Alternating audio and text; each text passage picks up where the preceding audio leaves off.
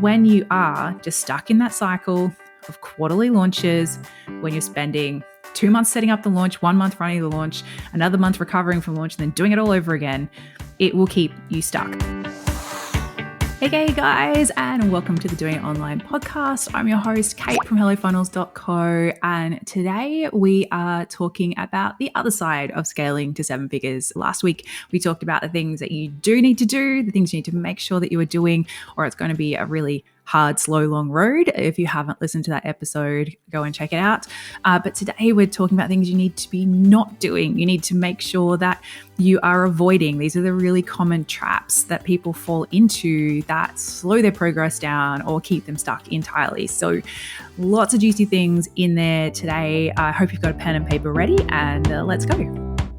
First of all, common mistake / common incorrect belief is that a lot of people think that the way that you grow, the way that you scale, like once you've sort of ticked those first boxes of, okay, coming up with an offer, yep, people like it, selling it a few, yep, good, people getting good results, great, got a good sales page, blah, blah, blah. Like, okay, so this is working. Like, I do a launch, people buy, great. Ticked all those first boxes, right? And they'll get you into the 6 figures, mid 6 figures. Now you want to grow. Well, surely we just pump more people through that system, right? And the best way to do that is to spend on ads. That's kind of usually what people's plan is. It's like 15 steps to get to there, and then just one step to get to from, mid or low 6 figures up beyond that. And sadly, that's not the case. Actually, this is where, as I said, a lot of people get stuck here because they do that. And it's part of it. Like, scaling up, spending more on ads is absolutely a piece of the puzzle of how you grow. But you will find there is a point, and it is different for everybody. It's different for everybody's offer, market, etc. But there is a point where you will just max out, where all of a sudden spending more on ads actually costs you more. I mean, you're getting less profit, even though you might be making more sales. So maybe at the start, you had to spend $100 on Facebook ads to sell your program, and you doubled your ad spend, and then it was $200 to sell a program, and then you increase it again, and all of a sudden it's $500. There's a little bit of black voodoo magic going on with Facebook. The best way it's been explained to me is that think of Facebook like a dog, a puppy dog, and they want to please you. So they usually serve up the best and most likely people to purchase first. So you kind of get that pull first. And so those people most likely to purchase, which means that they're going to be cheaper to purchase. And then you go, great, get me more. They then need to go to a bigger pool. And those people are less likely to purchase, might be less ready, less ideal. So then all of a sudden you have to spend more to probably get the same kind of pool of people. So we could go down a whole rabbit hole talking about that, but basically you may have already experienced this yourself, or if not, it's highly likely you will soon if your only strategy for scaling is to spend more on ads. That's mistake number 1. Number 2, and this is what people usually then do, right? So they've gone, just spend a bunch more on ads. Okay, that's hit a point. Now it's costing me lots of money, but I'm still not making any more sales. Obviously, they go back and they think, oh, there's something wrong. There's something wrong with what I've got set up. It's obviously I need to optimize. Like they jump on that word. I've just got to start optimizing things.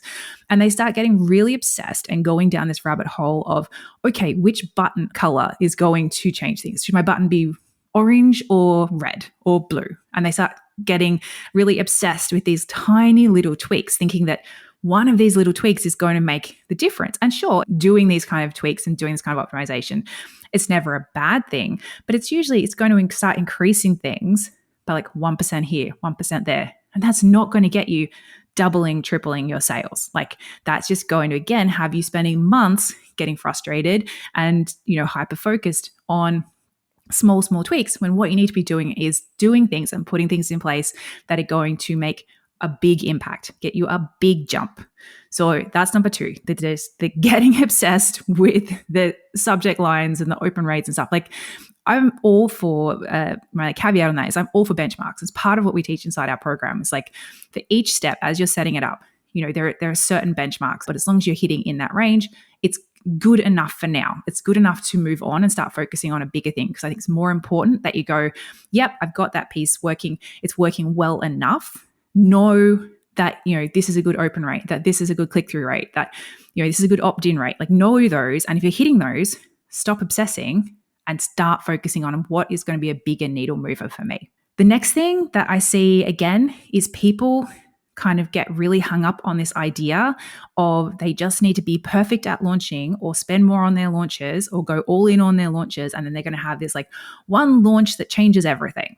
Because you've heard stories about this, right? And again, often those stories are what I call unicorn stories. They're if it was going to happen, it would have already happened. They're like the 1% of people, but they get bandied around the internet because they sound so lovely that like someone just accidentally did a thing one day and it made them $1 million. That's not what happens for most people. Most people who you look at, who you admire, who are successful in your industry, they've been chipping away at it for years. There's very few people who have some meteoric, rise from one launch. Usually what happens instead is, again, similar to that getting obsessed over the button colors or the open rates or whether you should have emojis or not, or whether you should use ActiveCampaign or ConvertKit because it's going to get you a fractionally better open rate or whatever, right? Same with spending all your time obsessing over your launches is, again, it takes up all of your time. It takes up all of your energy, your resources, your team, and it doesn't leave you the time, the headspace, the potentially, as I said, resources you need to invest in the other pieces that are missing that are actually going to grow you. So we are all about what we call evergreen launching here. That's one of the things we take our clients through. It's almost like weaning people off this addictive thing of like the rush and the stress of a big launch and getting them instead to do smaller, more regular, more dialed in, very repeatable launches. And it doesn't have to be for everyone, but for the majority of them, it's going to still turn over similar amount of sales, add a funnel in there, it's even better. And you can do then 1 or 2 big launches a year and just have it be a fun thing that doesn't have the stress behind it. But when you are just stuck in that cycle of quarterly launches, when you're spending 2 months setting up the launch, 1 month running the launch, another month recovering from launch, and then doing it all over again, it will keep you stuck. And maybe you will luck out. Maybe you'll be a unicorn and you'll find that magic combination of everything that comes together and your launches go from making you 50K a launch to 500K a launch. But most people, that's not the case.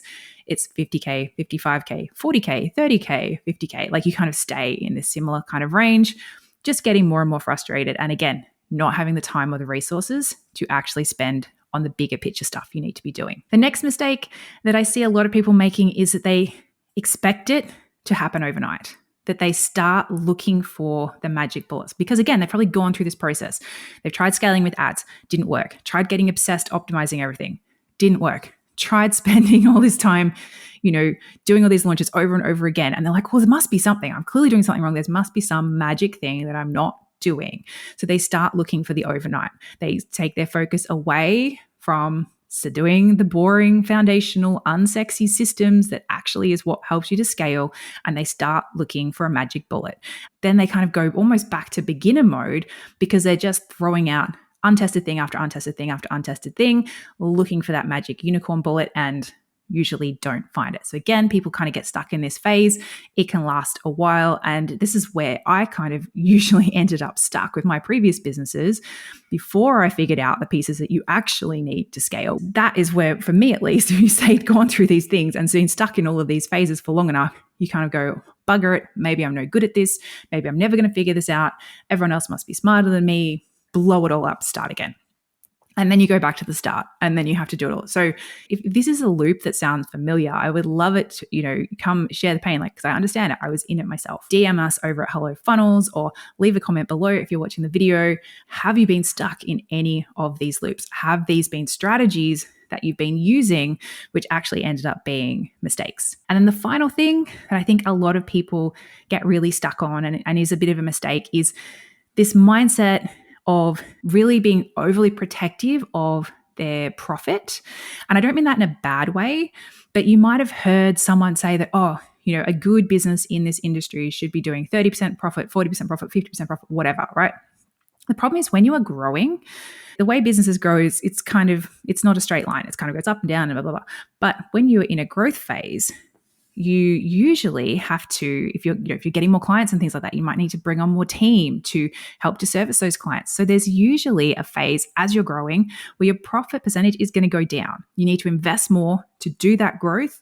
And then you're going to hit a little bit plateau and things are going to even out, and you're going to then be more profitable, and you're going to systemize everything. And then to get to that next phase again, you'll have to invest some more and jump up and have, again, a less profitable phase. Now, I'm not saying spend money you don't have. I'm not saying get yourself in debt. What I'm talking about is when some people get just really, really scared to spend anything, they're like, well, I've only ever spent this amount, so I shouldn't have to spend more to grow. And just that is crazy. Like, you do have to invest more to grow. And you can either invest more time, or you can invest more resources, or you can invest more money, or you can invest a combo of the both. But you are not going to be able to jump up to that next level unless more investment is made. And usually at this point, if you are at that low mid six figures, you're probably investing all the time that you have, right? It's usually a very time intensive place to be. So to think that, okay, the way I'm going to grow is just to work twice as hard is insanity, because you're going to burn out. It's not going to last. You're going to need to find the balance that works for you. But not investing is, again, it's going to keep you stuck.